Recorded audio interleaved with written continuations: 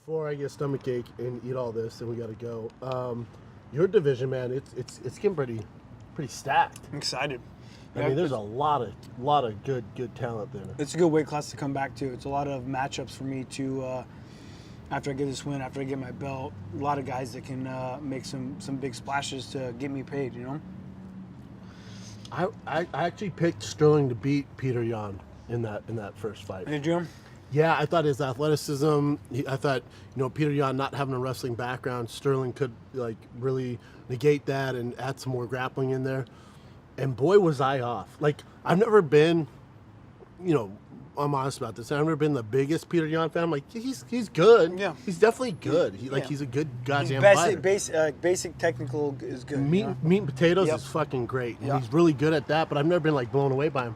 Then I watched that Aljamain Sterling fight. I'm like, holy shit, this kid is good. So I agree with you that the wrestling should have beat him, but Aljamain has no striking.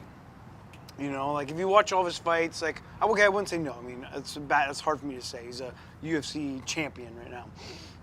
But if you watch his fights, he mainly only throws kicks. Yeah. He's got no confidence in his hands. And if you don't pack a punch, how are you gonna take this guy down?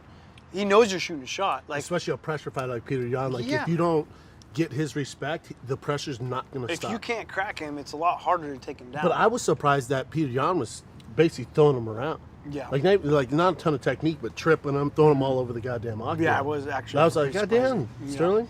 Yeah, I think Sterling was broke after the first round. Yeah. He couldn't get the takedown.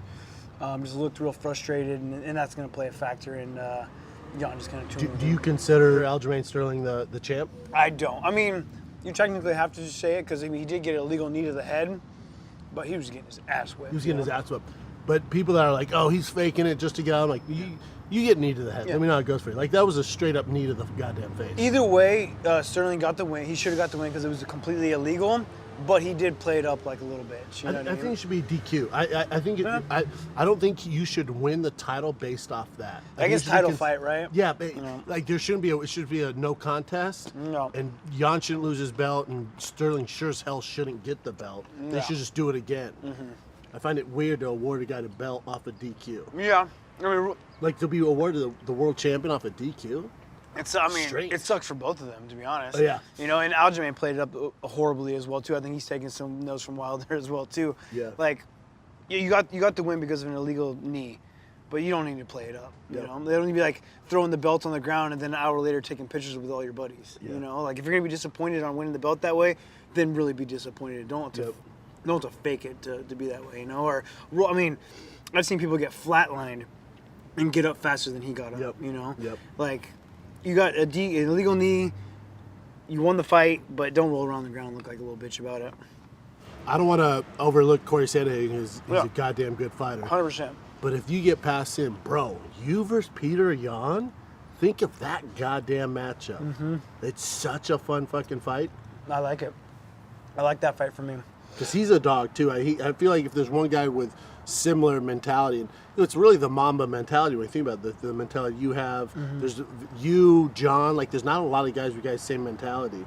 Just kind of that killer instinct, And I think Peter Yan's one of those guys, and he brings pressure. He looks intense. Yeah.